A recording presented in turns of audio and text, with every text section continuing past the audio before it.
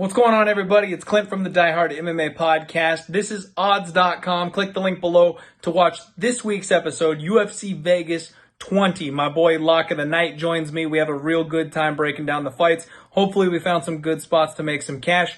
Good luck on all your action this week, and thank you for the support. All right. Next up, we got the co-main event. Man, this one's got me twisted in knots. I cannot wait to talk to you about the and the main event for this card. Light heavyweight fight, Nikita Krylov taking on Magomed Ankalaev. We've got Nikita, who is 27-7, a really hot prospect outside the UFC. Took him forever to get here. He's 2-2 inside the cage. Magomed Ankalaev, if not for that very, very last second brain fart against my boy Paul Craig tapping just a little too quickly, he would be an undefeated 15-0 prospect that everyone's calling for a title shot for. And he's a huge favorite in this spot. We've got another minus 350 price tag on Magomed Ankalaev.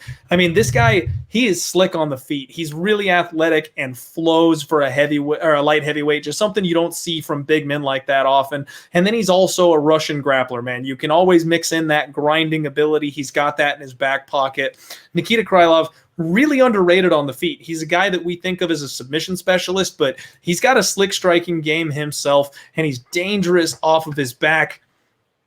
I feel like this is actually a step up for Magomed, a step down for Nikita based on his opponents he's been facing in the UFC.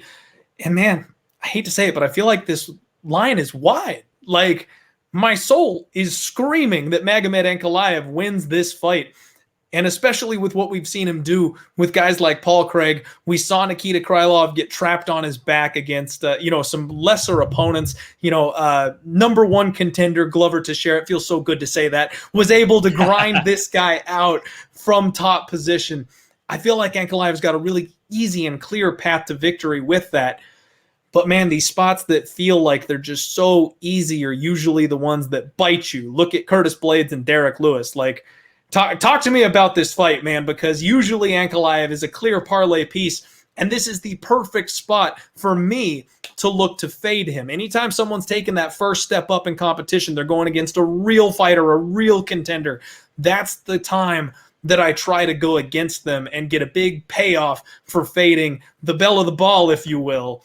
And I want to hear your thoughts here, man. What do you got going on here? I truly believe Magomed Ankalaev is the next light heavyweight champion. I believe he has all the chops. Now he just needs to go out there and show it, right? Like you said, step up in competition here compared to like the Dalcha Lungiambulas and the Iwan Kutalabas and Paul Craigs and stuff, right? But this guy is so slick on the feet.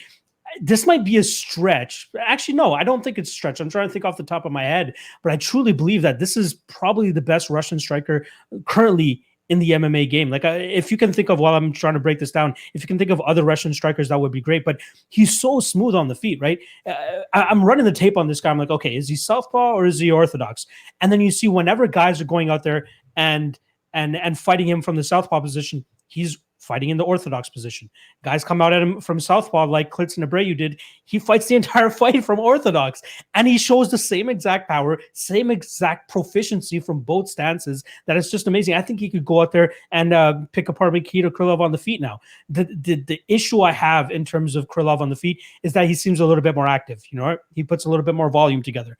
But how good is his gas tank really, right? He's only gone to a decision twice now in his 30-something fights, which were his last two fights. He wins one of them because he goes into Nicky wrestle mode and takes down Johnny Walker time and time again. I think he accrued over 11 minutes of control time in that fight.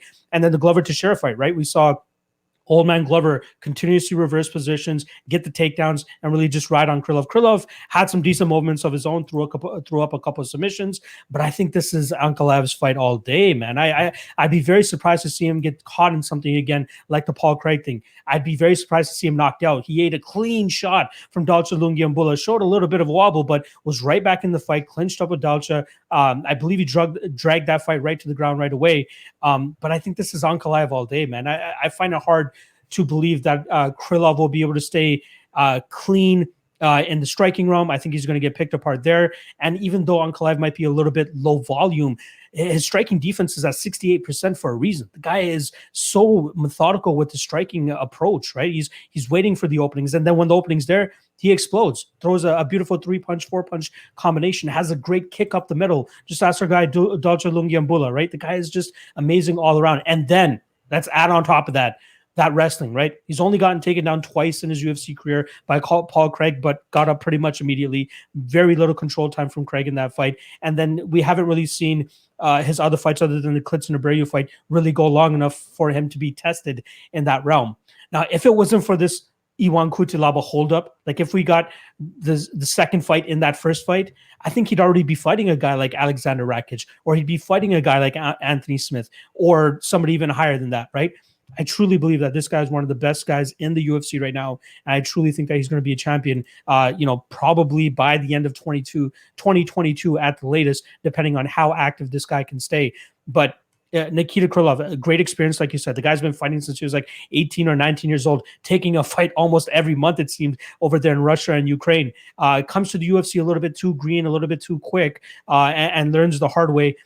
Loses to Serkinov, goes to Fight Night Global, goes to the M1 or whatever it was, gets a couple wins over there, comes back to the UFC, and you see him go 2-2 now. Loses to Glover, and I'm trying to remember the other guy that he lost to, but he got choked. Oh, Jan Blachowicz, champion.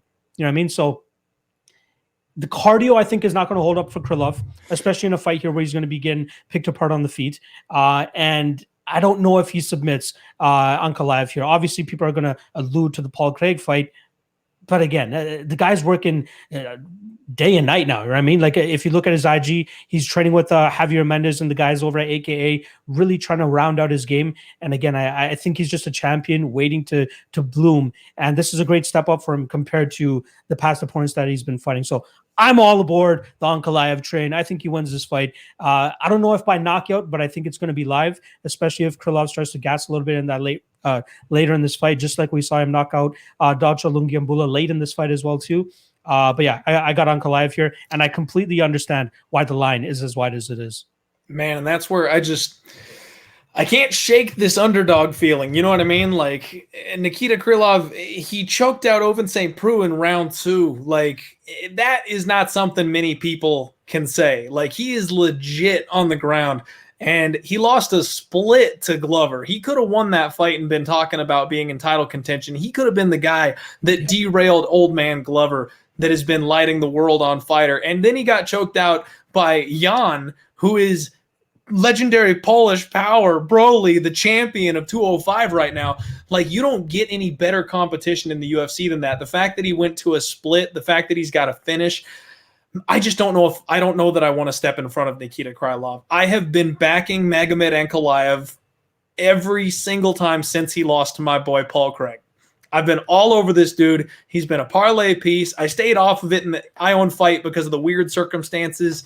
I thought maybe Ion was a little bit live. What I've noticed with Ankalaev is the area he struggles is the boxing. If you're a sharp boxer, if you got fast hands and you can get in close on him, that's when he's hittable. That's when he's got a little bit of a problem. And the fact that his opponents in the UFC are Paul Craig, Marcin Prachnio, Clint Abreu, Dolce, and then Ion, it's a far cry from what Nikita Krylov has been facing. I know the UFC has been stringing this guy along, letting him grow, letting him get bigger, building up that confidence. But I just feel like this is that moment. This is the cusp. And he's taking on a real fighter who's 28 years old himself. Like, let's not forget, Nikita Krylov has been around forever. He's got a ton of experience. He is not an old man by any stretch of the imagination. He's not a 35-year-old vet in the 205 division. He's going to be improving too. I just think this fight's going to play out a whole lot closer than we expect it to. I'm going to say Ankalaev by decision, but I don't think I'm touching this thing with my money. Yeah, I want to shout out Danny Lopez in the comments who brought up Pyotr Yan as probably one of the best Russian strikers. And I agree there. I'll take a little bit of a step back. Maybe Ankalaev is number 2 there. But the only thing you can really knock Ankalaev about outside of that 1 second against Paul Craig is his resume and his strength of schedule, right? That's the only thing we can really knock him on. And that's kind of out of his control, right? Like the UFC is putting these guys in front of him. Unfortunately, he got tied up with Ivan Kutilaba for way longer than he should have. Hopefully, if they just got that fight done, I believe the first one was April of last year, or sorry, February or March of last year. And then we had to wait so long. Remember, they had the fight canceled like 3 or 4 times because of COVID and all that type of stuff. But if he got Iwan out of there in that first round without any controversy, we'd be talking about him in that top 5, top 7 discussion right now. Can Krylov pull off the upset? It's possible, but I think it's very low percentage considering where Ankalaev has this guy beat. I believe almost everywhere. Everywhere I think he has him beat.